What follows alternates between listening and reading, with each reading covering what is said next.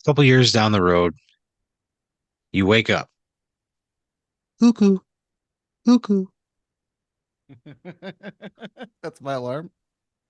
You have you have like an old Swiss cuckoo clock. That's kind of cool. It's dude, it's fucking gorgeous. Really? It's like $7,000, Whoa. right? It's like that level of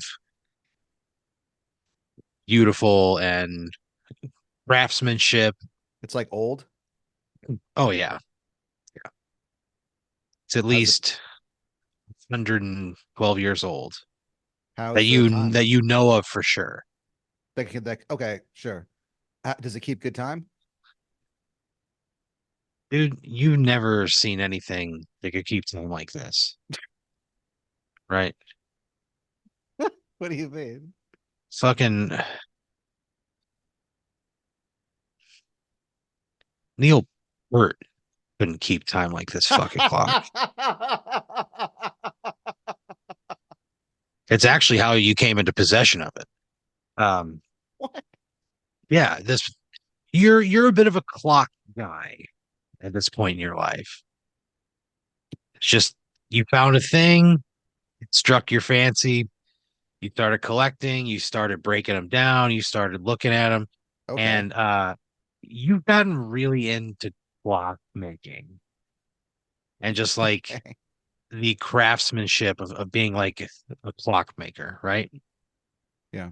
You deal in some of these like antique clocks, like you're very knowledgeable, you know your shit. You're like maybe the third most knowledgeable guy in the country about like this specific thing that you're doing, right? Wow. Yeah. You've got a shop that you run out of your house. It's called Time. Time.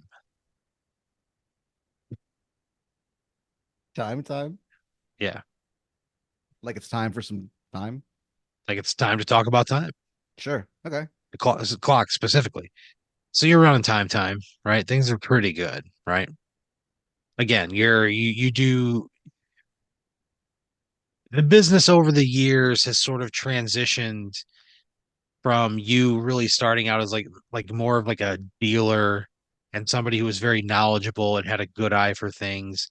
Then you started doing like a little bit of minor restoration, and then from there it just kind of built into this thing where you were doing like full on like repairs from the ground up, sourcing parts, recreating the ones you couldn't find, and becoming like a true master of your craft. Wow. The clock community of North America knows you very well. You gave a 33-minute long speech at their annual gathering in Wilmington, North Carolina. Wow. What was the speech about? Just just like the art of all of it, and it was more like high level, like what's your passion? Oh, okay. You came out on stage, you were wearing that microphone, the headset mic, right? You had a tight white dress shirt tucked into some black slacks. You can clearly make out the undershirt underneath. I don't know why. I think that's very funny.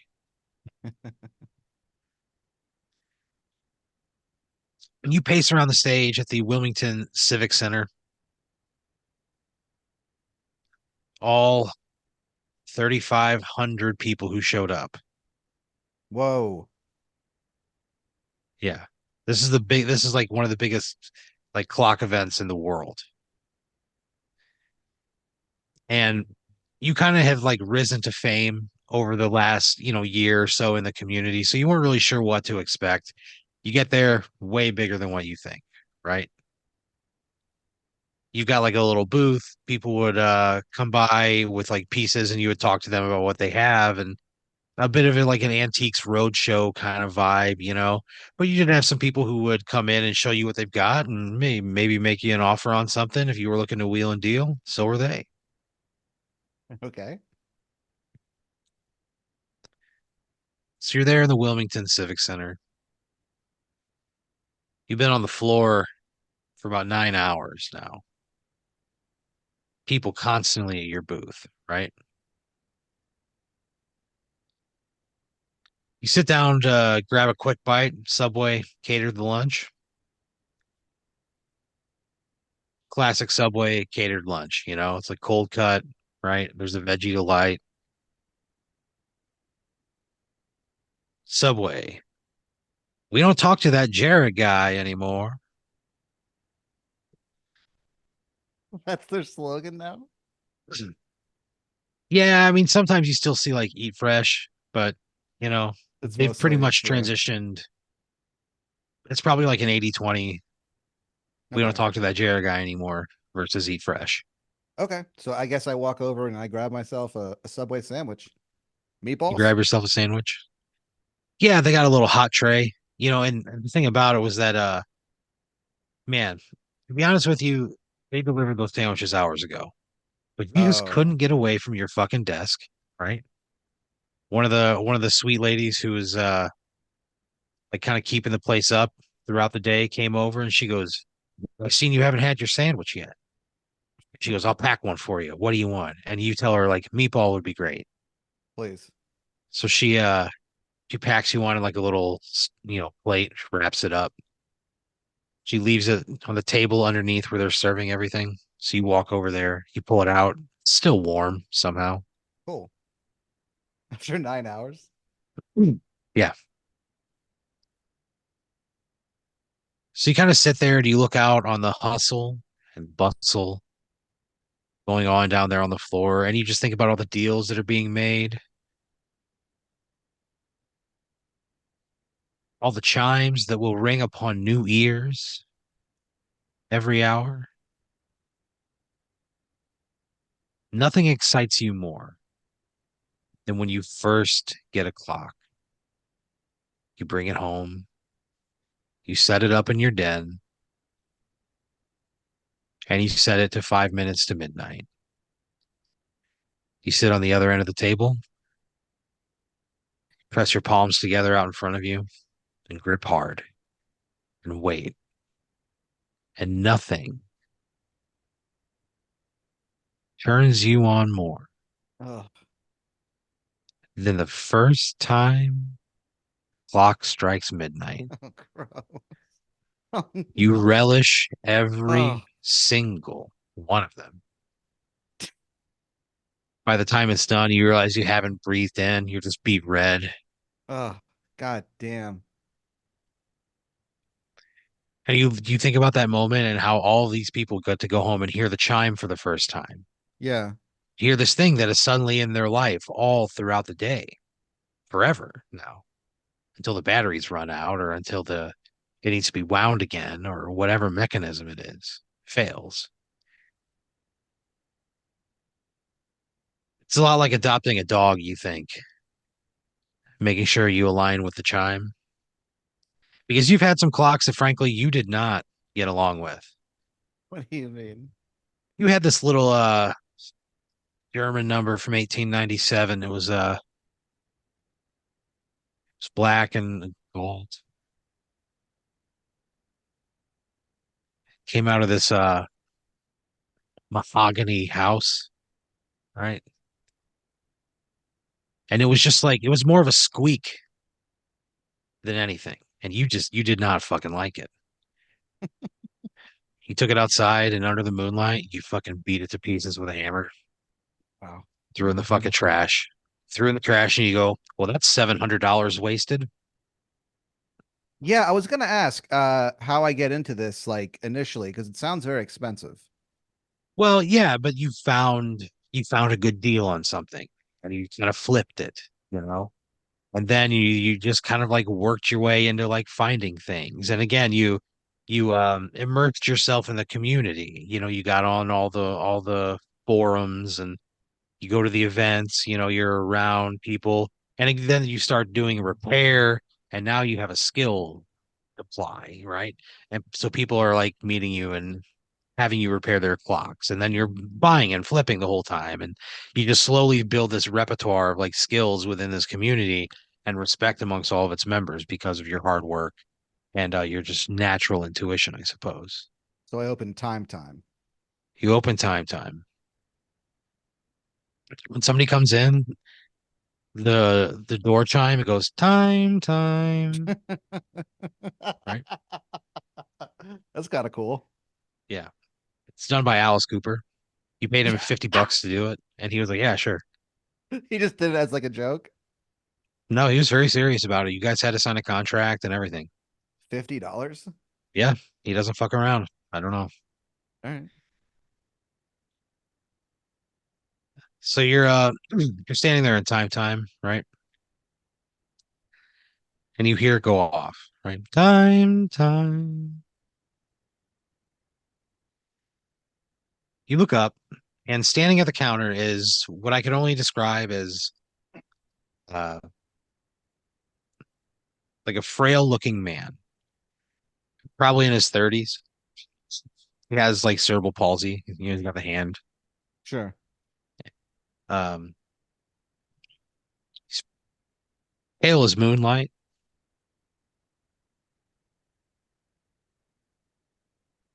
He's got light blue, watery eyes sunken deep into his skull. Yeah. He's wearing a suit that fits him well. It's a little ragged. It's seen better days, but Okay. you know,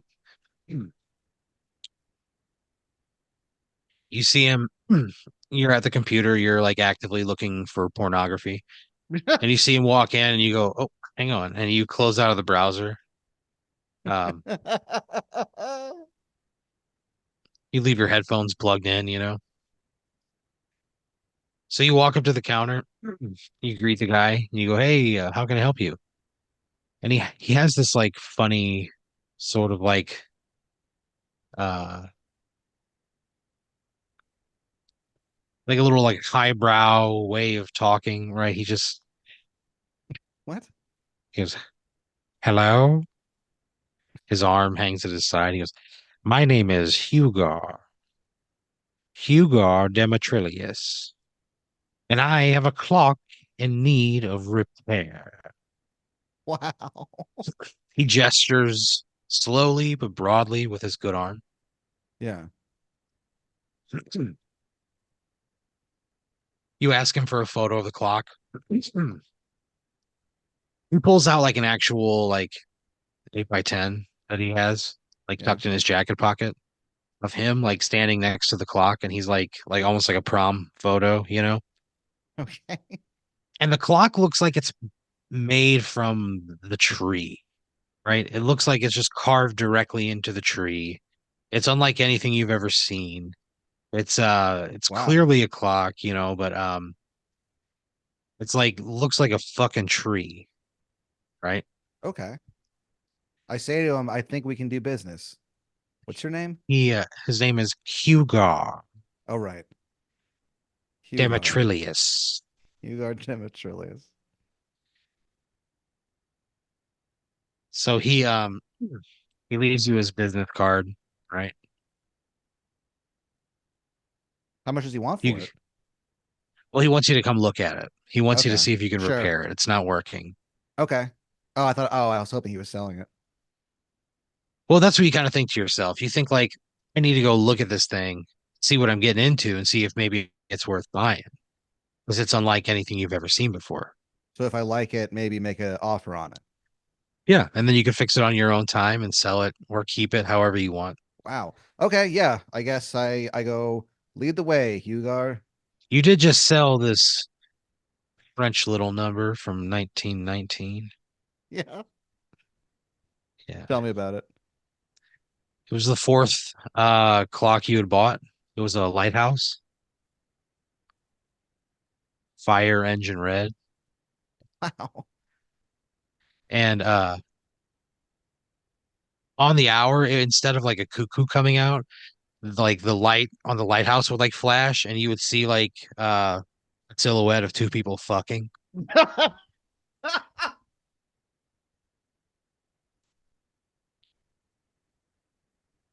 And What? instead of like a cuckoo sound, it was just like, oh, you know. Oh, gross. How much did I sell it for? Um Oof. $18,612. Cool. So you do have like an empty spot, right?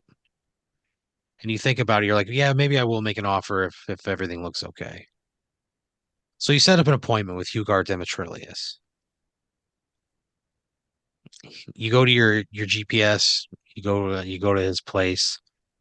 It's like a beautiful like Victorian style house. It's kind of decrepit looking. Like it's not like in disrepair or anything, but it's again, has certainly seen better days, right? You pull up and he has like an antique shop in the bottom floor of this place. You go inside, you see Hugar behind the desk.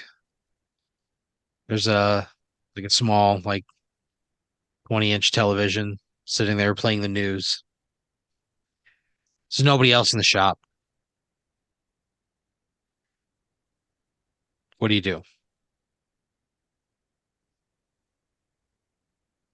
So is he there? Yeah, he's like at the counter like watching the news. Okay. I walk up to him and I go, hey, Hugo, it's Pat. He freaks out. He gets so startled. You scare the shit out of him. Oh, geez. And he kind of like startles, he almost falls over. He Sorry, dude. apologizes. He's like, I'm no sorry. problem. He goes, thank you. He goes, thank you for coming. He goes, I just get so caught up in the news. I can't blame you. So he walks you through like this again, it's like a thrift store, right? Like there's clothes, there's housewares, there's a bunch of books, right? It's all like John Grisham, and Nicholas Sparks. Like it's just like everything that they made a billion copies of, right? Yeah. You walk past like a bag with like 12 different golf clubs in it. None of them match. It wouldn't make any sense to ever play any of them. Two deflated basketballs lie on the floor. Yeah. I've been in places like these. It's kind of a sad place. Yeah. You walk through a back door and into this like back room where you see they have like some merchandise that's like staged to be like brought out next once they sell through whatever's out there. They're organizing, sorting tables are back there. So it's a lot of like inventory prep and things like that. God, that's got to be a fucking nightmare. Yeah. And tucked away in the back corner of this large room, this large dark room, you can see it. You can almost smell it. It smells like a fucking tree, like it's an outside tree, right? Yeah. You can almost tell that the room is more humid because of its presence, you know. Wow. It's a hell of a So you tree. walk back there, there's like a sheet or something kind of draped over it, kind of hiding it, right? Because they don't want people seeing this clock and thinking that the time is the time. It's clearly wrong. It's broken. So he walks you over to it and you see the clock and it's like larger than you had imagined. Like it's not going to fit where the one you just sold was at, or the lighthouse clock was. Okay. You're going to need like more space. You look at this and think like this could be the centerpiece of my collection. It's honestly breathtaking. It's such like a realistic looking work of art that you just think like it has to be natural. Like there's no way man did this. Like it's just too perfect, right? Wow. You ask him what's wrong with it. He says, I don't know much about clock. He goes, but I'll be at the front. Come see me, right? Sure. So you pull this sheet off, right? You like put it on a table. Some lady walks by, sees it, and puts a $2 sticker on it. Just leaves it there. They don't fuck around. Stuff doesn't lay around a long time without a price on it. That's rule Yep. number one. Okay. So she leaves, she walks away. You look around, you're kind of by yourself in this, again, dimly lit room. Very sad, very depressing. You look at the face of this clock and you can see where there's like a little handle that you can open it. Do you open it? Yeah. You run your hands along the sides of the tree, feeling every like nook and cranny with your fingers, discovering new places the whole way. Turns you on quite a bit. Oh God. You make your way I'm up to always sort of like turned your on. face level. I'm just telling you what happens. I got a lot of kinks, I guess. Well, I guess. Maybe not enough, according to some, as some people have actively told us. People say, I would love the show, but I want Pat to have more kinks. And I was like, look, Well, I all right. can't. Yeah. We'll lean into it then. Yeah. So you turn this little handle and the face of the clock swings open. And you look inside and it's all wooden gears. Like everything is wooden. And it looks like, I mean, it looks metallic and like it doesn't look like it's worn down or anything. Like it looks like it's held up for a long period of time. But it's made of wood. It's made of wood. Does it, so it doesn't look like old or rotten or anything? It certainly doesn't look rotten. Yeah, I mean, it may look old in parts, it's kind of a clock made out of wood, but there's the fine layer of dust on the inside of this thing. You look around and you can see like in the dust, you can see like marks, like something is moved around in there. You look a little bit closer and you think you see footprints. What do you Hmm. do? I investigate further. I look closer. What kind of footprints? How big are they? What do they resemble? You lean in and you're kind of like looking into the guts of this clock. It's sort of just the space inside of this tree trunk. And there's a fine layer of dust, and you see small what appear to be footprints. Small of like maybe they're an inch and a half long. And it looks like left and right. And you see them like running in the opposite direction of you, away from the face. You kind of like stick your head in a little bit further. I bet You it press smells down. amazing in there.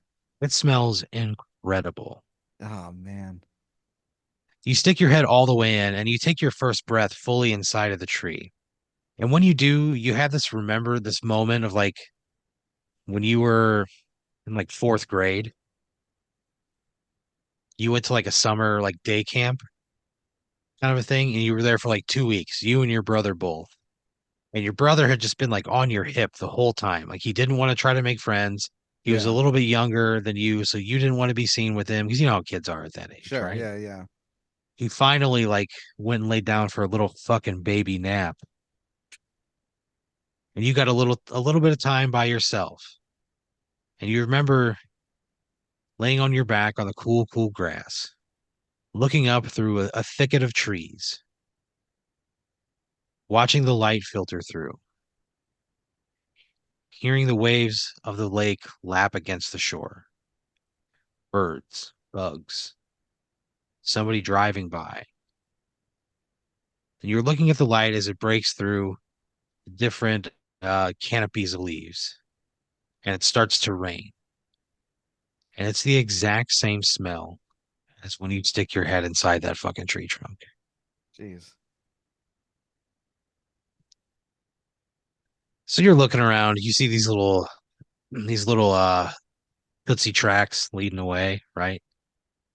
You take a moment to compose yourself. Sure. You like press down and it feels very sturdy. You kind of lean in and put more of your weight into the tree. You can move your head around inside there. It's a pretty big open space. Okay. So you see like some gears, right? Some gears that are attached to a lever that's attached to the face that turns the dial that tells the time. So you pass beyond the threshold of the gears and you can kind of see that there's something in there moving around, but it's dark. So you got a little pocket flashlight, put it in your tight little mouth. Oh. You turn it on with your tongue. Oh my God. Yeah. Aaron.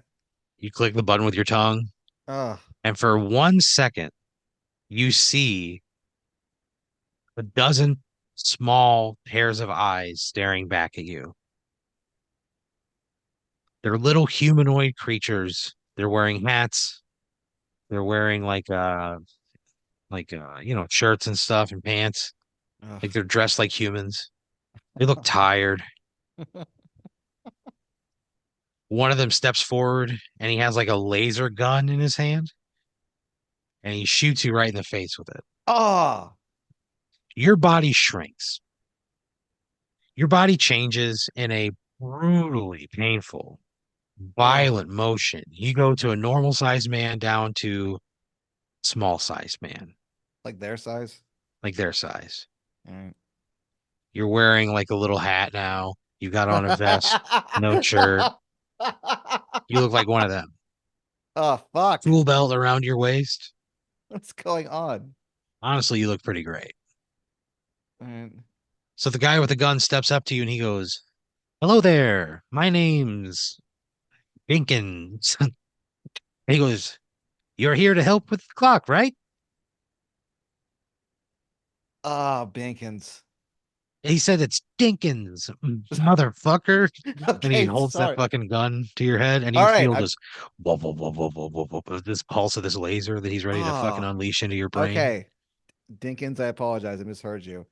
He I removes the don't gun. I don't really know what's going on here, sir. He says, "You're here to fix the clock." I guess I am, yeah. He goes, "Follow me." Oh And God. he like leads you down this like long dark tunnel and just circles, right? It's like a spiral staircase going around the inside outermost edge of this tree. And you know that you're descending, right? You can feel it. And they're just singing the whole time. They go down to the bottom, right? They're just singing the whole time. How long are we walking? It feels like hours. Uh Your sense of time has definitely been distorted now that you're on this level. yeah, and also it's like too dark to think about time. Your eyes slowly adjust over time as you're down there. You see a little bit more and more. And Dinkins tells you, he's like, "Don't worry, Pat. It'll be okay soon." So Okay. your eyes do adjust over time. You make your way down to the base of the tree, and Dinkins leads you over to this set of cogs that are just not working right. They're just not fitting together in a way that will allow the tree to start going. Okay. He points to it. You take that flashlight out again, you put it in your mouth, turn it on with your tongue. Oh, Several of the people inside kind of like go, "Oh." But there's one lady in the back who kind of like gets up on her tippy toes a little bit. oh God. All right. And she kind of steps forward through the crowd to get a better look. Wait, I'm sorry. So these are little people? Yeah, yeah, they're like tiny people looking things. They're like Okay. humanoid. So they're like gnome things almost. Yeah, yeah, yeah. Keebler Yeah, it's probably elves. the closest. Yeah, something like that. All right. You do smell freshly baked cookies in the air, and Who your said that shit? tummy rumble Oh God. Yeah, I to fucking the point bet, that the man. hammer on your belt shakes. So you're at the base of this tree. You see all these cogs, right? You you've got like some repair stuff with you. You've got you've got some tools, good old fucking know-how. Over the course of a couple of hours, you break down this block from the inside. You find that there was a broken part about three-quarters of the way up the trunk. You manage to repair it, no problem with the tools on you. Everything's reassembled. Again, few hours time. Sweat just drips down your fucking brow, stains your fucking shirt. You're on your hands and knees for a lot of this. And that one Okay. lady keeps getting closer and closer. Is she good looking? You know what? Yeah, she is. Okay. So now I have to deal with my attraction to this sort of humanoid thing because I guess it's human, but it's not. Huh? Yeah. Is there anything like what makes them humanoid and not just fully human? They're just like the shapes of like their ears or like their noses. They're just Okay. pointier. Again, they're smaller, they're a little squattier, they're humanoid. Their Okay. skin isn't the same, What do you it's mean? just a little different. It's just it's just like probably a little tougher than like a human, Okay. you know, just in texture, but it you looked like a human has human like expressions and features and things like that. Okay. All right. And you're saying I'm kind of into this. And a big old set of yabos. Really? That's kind of Yeah. cool. All right, For the cool. That's space, of course. well, yeah, clearly. She's a woman that you've noticed over the course of the day. People have kind of come and gone, but she's been there pretty consistently. And she's brought you a glass of water a couple times. She's just like watching me work. Yeah, she's watching you work. Uh, She all likes what she sees. right. Okay. So again, a few hours go by. You fix the clock. You come back to the bottom where Jenkins and crew, where everybody's at, and you say, well, I think I got it. We should be good to go. And Dinkins says, great. He says, all we have to do is we have to wait for the real time to match up with the time that's on the face of the clock, and everything will then be in motion. Oh, sure. He says, but until then, we imbibe. And he pulls out a fucking pipe, just a real like long ass pipe. It's probably like Wow. 24 to 28 inches long, very slim, Jeez. and he's just getting ripped, right? I get high as fuck with this dude for sure. He passes you the pipe. You take a hit off that pipe, and it tastes like chocolate chip cookies. Oh no. Wow. You're high immediately, more high Yeah, than maybe you've ever been. It's a different level. sure. He goes on to tell you that you have 7.5 hours until the time lines up. He goes, so this is when we can do whatever the fuck we want. He pulls out a gun. What? He fires it into the ceiling. Sawdust gets everywhere. Holy shit. You're very stoned. You sit down on this wooden bench. A familiar lady sits down next to you, and she, This she says, Patrick, right? this is the same woman who's been watching me all day. Oh yeah. I go, "Yep." I extend my hand. Nice to meet you. She takes your hand. She says, hi, my name is Juniper Mortimer. Hey, Juniper. It's Hey, nice to Pat. meet you. Should I um, call you by your full name or just she says, I prefer if you didn't. oh God. All right. It's nice to meet you, Juniper. She goes, my friends call me Junie. I guess I She go, goes, she goes, my lovers call me June. She runs a finger from your knee up your thigh. oh, all right. I guess I start asking some questions. I think I go like, real quick, what exactly is the deal here? I come from outside of the tree. Like I don't quite get what's going on here. She goes, we live here. Okay. And you just what, like take care of the clock? You're like Shoes maintenance of the or tree. Yeah. The clock's part okay. of it. It's been broken for a little while now, but we, you know, finally got Hugar to take care of it. Okay. That's interesting, I guess. She kind of scooches a little bit closer to you. She goes, "So tell me, Pat, is there a lady outside the tree?" No. She says, "Oh, interesting." Yeah. She scoots a little bit closer. Her knee touches yours. She puts an arm over the back of the bench. She goes, "We've got 7.5 hours left, and then I will never see you again." Wow, yeah. She's like, "I don't know anything about what happens outside of the tree. You don't know anything about what happens inside of the tree." She Yeah. goes, "But I think we have one thing in common." Yeah. And she looks down and you are just rock Ah, fucking hard. all right. Well, let's get to it, I guess. I mean, I like think that. I don't say it, obviously. So you go into the what is like the equivalent of a bedroom, you know, and there's like a bed there. You guys begin coitus, Okay. right?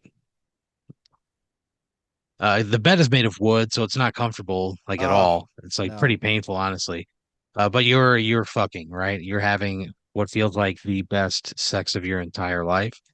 And then you ejaculate and you turn back into a human and you blow up inside of the Oh tree. You just explode. Yeah, no. there's just guts everywhere. Oh Yeah, fuck you turn back to a no. human into like a very small space, and yeah, your blood, your guts, it just fills every single void along the way. Oh And like no. the people are outside of the bedroom, just like with their arms linked, like ready to accept it. And basically, once once they're done and they get back on their feet, they like sweep all of your excess out of the front hole, and then they Ah. wash down the front of the tree, and then they close the fucking lid, and the tree of time begins clicking again. But you're just at a pile on the floor. Oh my God. Was I a sacrifice to the to time itself or I don't know. why Uh, did I change back? God I don't damn know. it. It's just what happened. Well, at least I died doing something pretty goddamn cool. Having sex with some sort of elf Humanoid inside gal a yeah, with big right. yabos. Yeah, Yabo City. The mayor. Ah, man.